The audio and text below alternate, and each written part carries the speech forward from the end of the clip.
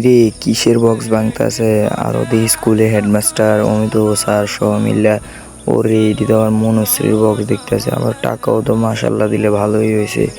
ও মা গো, কত টাকা দেখছেন নি টোটাল অ্যামাউন্ট এইটা। तो चलिए शुरू करते हैं। হ্যালো গাইস, আসসালামু আলাইকুম, welcome to my another blog. আশা করি আপনারা সকলে ভালো আছেন আর ভালো থাকবেন না কেন। আমি ইকবাল আপনাদের দোয়া এবং মহান আল্লাহ তাআলার রহমতে ভালো আছি। আজকেও চলে এসেছি আর একটা নতুন মিনি ব্লগ ভিডিও নিয়ে। আজকের ব্লগ ভিডিওটা হলো গিয়ে মনশ্রীর জন্য আমরা এতদিন ধরে যা কালেকশন করেছিলাম আজকে তা বক্সগুলো ওপেন করতে আছে আমাদের স্কুলের শিক্ষকরা, একজন হেডমাস্টার, একজন অমিত স্যার, আমাদের এলাকারই স্যার।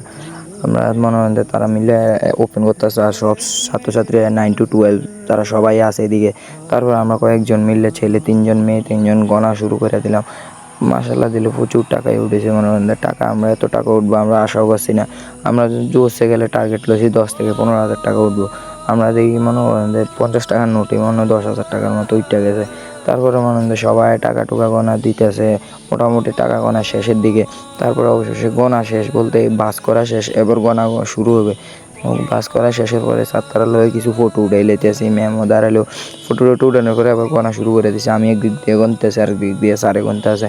তারপরে গোনা টোনা শেষ করার পরে প্যাকেট করা শুরু করে দিলাম, বলতে বান্ডেল রেডি করে দিলাম। 3-4 দিন কষ্ট করার পরে এই টাকাগুলি দেখার পরে মনটা একদম শান্তি হয়ে গেল। বলতে আগামীকাল আমরা যাব মনশ্রীর বাড়িতে।